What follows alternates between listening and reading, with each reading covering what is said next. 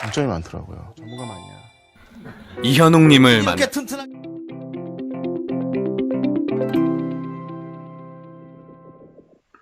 반갑습니다. 구미건축가 이현우입니다. 오늘은 제 영상에서 이제 이슈가 되고 있는 벽돌 마감 피하 해소에 대해서 댓글이 많이 달려있더라고요. 댓글에 많은 부분이 이거죠. 네가 무슨 전문가냐, 모르는 소리 그만해라, 뭐 이런 거 같더라고요. 근데 저는 나름대로 건축가이면서 건축사입니다. 건축사고 설계사무소를 운영하고 있고 설계 감리가 전문이죠. 시공은 아닙니다. 설계와 감리자 입장에서의 이제 제 역할이 있는 거거든요. 그래서 그리고 제가 어찌됐든 대한민국의 목조주택을 대중화시킨 사람으로서 나름대로는 제 의견을 제시하는 겁니다. 제시하는 건데 이 부분에서 다시 한번 정리할게요. 다시 한번. 당연히 모든 건축 자재는 장점과 단점이 있습니다. 장점과 단점이 제대로 알고 선택해야 되는 거죠. 선택해야 되는 건물주의 그 선택을 할 때 이걸 알고 선택을 해야지 유지관리가 되는 거예요. 그래서 그 부분에 대해서 다시 설명을 드리자면 벽돌의 장점이 있습니다. 물론 있어요. 당연히 있죠. 물론 있습니다. 장점이 있는데 그 장점도 있지만 항상 단점도 있어요. 단점도 있는 거죠. 그래서 그 부분에 대해서 오늘 설명을 드리겠습니다. 장점은 벽돌은 흙을 불에 구운 겁니다. 그래서 이게 영구적이에요. 벽돌 자체는 이 벽돌 자체의 마감은 100년도 갑니다. 100년도 가요. 변하진 않는다는 거죠. 근데 태양에 의해서 모든 건축 자재는 태양에 의해서 발화하고 이제 발화해지는 거죠. 그래서 변형이 생깁니다. 근데 벽돌은 영구적이에요. 흙이니까. 흙을 구운 거니까. 그 다음에 나름대로는 디자인상 중후한 디자인이 있는 거죠. 건물이 있어 보이는 거죠. 중후한 게 있고 그 다음에 색상과 모양이 다양합니다. 그 다음에 내화 성능이 당연히 있죠. 불에 구운 자재니까 내화 성능이 좋습니다. 그래서 화장에 강합니다. 그래서 근데 단점도 있죠. 당연히 단점도 있습니다. 높은 건물에는 불리합니다. 높은 건축물에는 불리해요. 그래서 이제 단독주택에는 많이 사용을 합니다. 그래서 이제 그러니까 벽돌이 영구적이지만 우리가 벽돌을 쌓기 위한 매지가 있어요. 줄눈을 합니다. 줄눈 관리가 필요해요.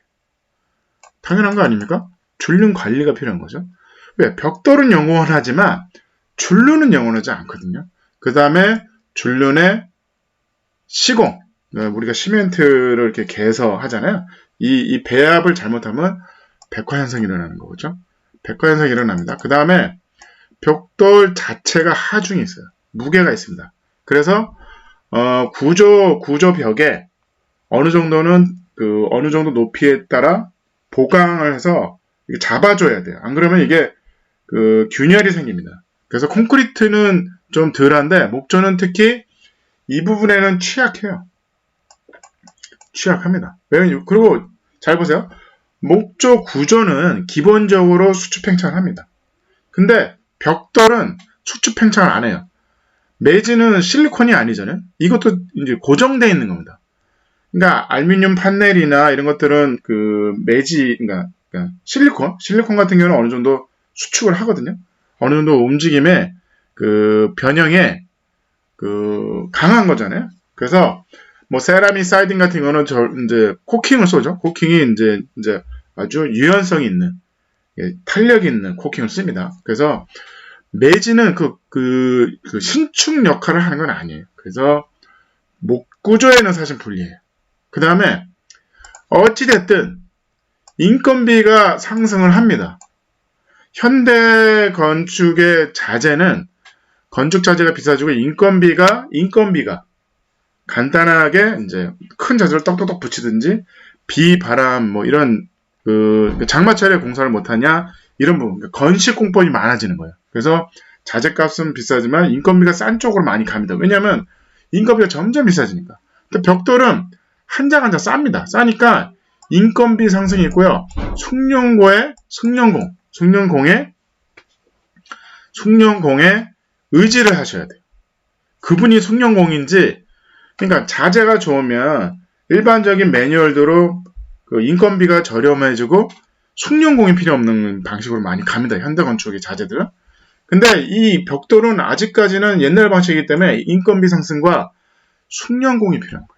숙련공이 필요합니다. 그 다음에 당연히 지진에 약하겠죠? 지진에. 이게 구조 얘기가 아닙니다. 크랙이 갈 수 있죠. 변형이 생길 수 있는 거잖아요. 그래서 그 다음에 제가 5번째. 제가 그전 영상에서 강조한 게 뭐냐면, 대한민국이 여름이 아열대 기후로 장마가 장난 아닙니다. 한 달 내내 비가 오는 거예요. 한 달 내내. 그 단점에 과연 이게 어울리냐. 단점이 있다는 걸 알고 쓰라는 거죠. 알고. 그래서 이런 거잖아요. 관리가 필요한 겁니다. 매주 관리가 필요한 겁니다. 이게 시간이 지나면 벽돌은 연구해요. 벽돌 자체는 변형이 없습니다. 연구한데 크랙이 문제예요. 크랙이 문제다. 크랙을 메워줘야 되는 거죠. 이걸 보수를 해야 됩니다. 우리 콘크리트도 아파트 건물도 보면 크랙이 갑니다. 이렇게 실크랙이라고 가죠. 구조적으로 문제가 있는 건 아니에요. 외벽에 있는 이제 이 몰탈 부분이 실크랙이 가는 걸 갖다가 보수를 하고 페인트를 한번 칠해주는 거잖아요. 그런 보수가 필요합니다. 벽돌만 연구한 거예요. 벽돌 자체만 영구적인 자재지 매진 연구하지 않아요. 그래서 이 부분에 수리가 필요한 겁니다. 물이 들어가면 안 되잖아요. 무리가 들어가면 안 되죠. 그 다음에 장마철 발수제를 뿌리는데 발수제가 뭘 열심히 칠하고 뭐 잘 칠한다 해도 수명은 2년이에요. 잘해야 2년입니다. 2년이 지나면 또 벽돌 자체는 수분을 먹습니다. 아니면 이런 게 있어요. 옛날에 유행했습니다. 옛날에 유광 벽돌. 이 자체가 물을 덜 먹어요. 덜 먹는 벽돌을 쓰는 방법도 있습니다. 이 자체가 물을 덜 먹으니까. 아니면 결국은 페인트 도장으로 가는 거죠. 매질을 보수하면서 요즘 페인트를 하는데 문제는 뭐냐면 그 벽돌의 장점이 없어지는 겁니다. 벽돌의 장점이 뭐죠? 영구하다. 변하지 않는데 여기다 페인트를 칠해보면 어떻게 될까요? 페인트는 영구하지 않잖아요. 페인트는 변형이 생기고 색깔이 변하고 오염이 되는 거잖아요. 오염이 되는 거죠. 그래서 계속 칠해야 됩니다. 계속. 그런 단점이 있는 거죠. 안 그러면 유광인데 요즘은 유광 벽돌 잘 안 쓰죠. 무광을 쓰는 거죠. 무광 자체는 물을 먹습니다. 디테일을 보시면, 그러니까 특히 목조주택은 벽돌 마감이 취약해요. 왜냐하면 이 자체가 나무기 때문에 취약합니다. 이거 한국패시브협회 사진 자료 참 좋아했습니다. 거기서 따온 건데 보시면 공간 쌓기를 하는 거죠. 벽돌 자체는 어찌됐든 공간이 있어야 돼요. 공간이 있고 벽돌이 있는 겁니다. 여기다가 단열재를 넣기도 합니다. 단열재를 넣기도 하는데 잘 보세요. 목조주택의 장점은 여기죠. 구조 중심에서 면적재 계산을 합니다. 구조. 목조는 여기서 벽돌이 여기서 벽 두께가 끝나니까 예를 들어서 여기가 14cm다 그러면 70에 끝나요. 근데 이게 두꺼워집니다. 벽이 두꺼워지면 어떻게 될까요? 벽이 두꺼워지면 여기서부터 여기까지 이 중심을 따져. 그러면 14cm와 또 14cm가 필요한 거예요. 그러면 이만큼 면적이 불리한 겁니다. 불리하다고요. 목조로 마감을 한다 그러면 건축 면적이 작아지는 거예요. 건폐율이나 용적률이나 어찌됐든 불리합니다. 외단열은 여기다가 외단열 공사를 하면 벽 두께에서 빼줍니다. 왜냐하면 단열 성능이 좋으니까 외단열을 권장하는 거예요. 건축법상에 외단열을 권장을 합니다. 그래서 그 구조 외벽에 단열재를 붙여라. 그러면 그거의 벽 두께를 빼주니까 요것만 계산하면 돼. 근데 여기다 단열재를 넣었다고 해서 이게 외단열이 아니에요. 외단열이 아니기 때문에 의미가 없어. 의미가 없기 때문에 벽구조, 이게 목구조로 해서 경제성이 있는 거죠. 내부가 넓어요. 벽 두께가 얇으니까. 벽 구조의 중심이니까. 근데 이게 벽돌을 쌓는 순간 면적이 줄어드는 거예요. 그러니까 불리한 겁니다. 그 다음에 여기서 강조하는 게 뭐냐면 목조에 당연히 이런 거 설치하죠. 왜냐면 크게 생겨요. 왜? 목조는 움직임이 있거든요. 그 다음에 이 목조는 가볍지만 벽돌 자체에 하중이 있어요. 중량이 있기 때문에 중량이 있어서 이 자체가 크랙이 갈 수 있습니다. 그래서 어느 정도 높이마다 잡아줘야 돼요. 그래서 이게 쓰러지지 않게 잡아줘야 됩니다. 그래서 요거를 스터드 구조에다가 잘 보강을 하셔야 됩니다. 잘 보강을 하셔야 되는 거죠. 그 다음에 당연히 기본적으로 어찌됐든 물이 들어가는 겁니다. 목조, 콘크리트 건물이든 목조든 벽돌 자체는 습기가 물이 이게 어느 정도는 들어간다고 인정을 하셔야 돼요. 그래서 물을 빼고 여기에 어쨌든 물이 들어옵니다. 물이 들어와서 이 물을 방습지가 있어요. 방수지가 아니다. 방수지가 있는데 어쨌든 이 물을 빨리 빼줘야 됩니다. 그래서 합은 이렇게 방수지를 붙이는 거예요. 여기다. 왜? 일로 물이 떨어질 거니까. 물이 떨어질 거니까. 그래서 이런 구멍이 있어요. 하부에 이런 구멍이 있습니다. 이게 중간에 있으면 잘못된 미치겠어요. 잘못 시공한 겁니다. 이거 중간에 있으면 안 돼요. 자, 이걸 다 강조하고 싶은데 보세요. 이거는 구멍이 있어요. 이게 숨구멍인데 이거 잘못된 겁니다. 이거 숨구멍 아니에요. 이게 무슨 벤트야? 무슨 나 이해가 안 가. 이 목줄태 해가지고 벤트를 잔뜩 만드시라고? 이 중간중간에? 하부에도 있죠? 중간에도 있죠? 상부에도 있습니다. 잘못된 시공이야. 잘못된 시공입니다. 이거는 이 용도가 뭐냐면 물 빠지는 구멍이야. 벤트 구멍이 아니에요. 이게 환기 역할을 하는 게 아니라 벤트 구멍이 아닙니다. 그래서 이거는 어디다 쓰는 거냐면 위폴이라고 하는 거예요. 위폴. 위폴이라고 보세요. 벽돌을 보세요. 여기 하부. 물이 여기 플래싱을 합니다. 그래서 일로 물이 빠지게 해야 돼요. 벽돌 자체는 물이 들어간다고 인정을 하는 겁니다. 인정해야 돼. 이해하세요? 벽돌 건물은 벽돌 마감은 물이 들어간다고 인정을 하고 물을 빼는 방법을 디테일을 하는 겁니다. 이게 빌딩 코드예요. 이게 목조주택의 진정한 빌딩 코드야. 이거 패시브 주택 이런 거 왜 만드는지 모르겠어. 협회는 제대로 하세요. 좀 제발 좀. 물이 빠지는 구멍을 여기다 설치하는 거예요. 이게 요 플라스틱 구멍, 요 플라스틱이죠? 이거는 숨구멍이 아니고요. 물이 혹시나 여기 물이 들어가면 여기에 어떻게 될까요? 어떻게 될까요? 이 물이 내부로 들어갈 수 있어. 그래서 여기다 플래싱을 해서 바깥으로 빼는 물구멍이에요. 물구멍. 당연히 하부도 있겠죠.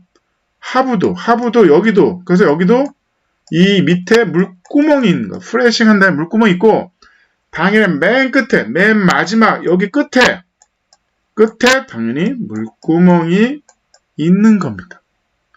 근데 이게 벤트 구멍인 줄 알고 막 중간에 막네. 중간에 막 위에도. 물이 들어간다니까. 물이 들어가는 거예요. 다행히 하는 건 맞아. 하는 건 맞습니다. 하는 건 많은데 왜 제대로 해야지. 막 이상한 데 해놓고 이거 잘못된 겁니다. 이거 지금. 이거 잘못된 거예요. 중간에 하는 게 아닙니다. 이게 어디다 하는 거냐면 위폴이라고 벽돌은 물이 들어간다는 걸 인정하고 물이 당연히 여기서 물이 차겠죠. 당연히 여기서 물이 차죠. 당연히 공간을 띄우고 공사를 합니다. 왜? 물이 흐르니까 레인 스크린 같이 공간을 띄워야 돼요. 붙여서 할 수가 없습니다.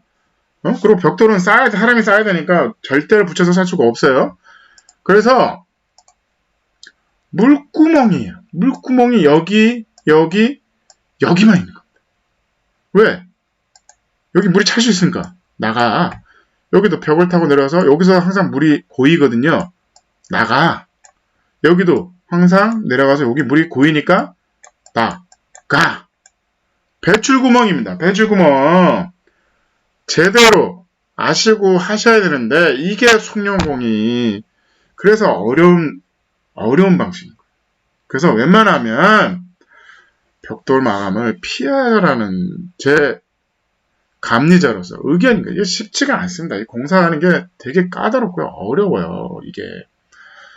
외부의 침투, 빗물 침투에 외벽에 물이 흐르는 거 바깥으로 나가는 통로 역할인 구멍인 거죠. 그래서 이런 부분, 문틀 이런 거에 신경 써서 위폴, 숨구멍이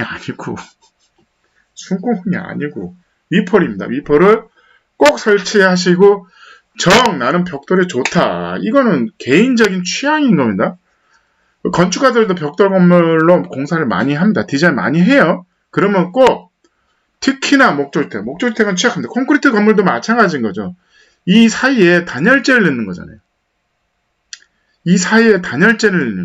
단열재를 넣는 거기 때문에 그 부분을 신경 써서 제발 좀 신경 써서 공사를 하시기 바랍니다. 모르겠어요. 여러분들이 어떻게 생각할지 모르지만 상관없습니다. 나를 비전문가로 얘기하시다 상관없어요. 제가 알고 있는 정보를 저는 건축주나 여러분들한테 전달하는 역할을 하는 사람입니다. 건축가 이현욱이었습니다. 감사합니다.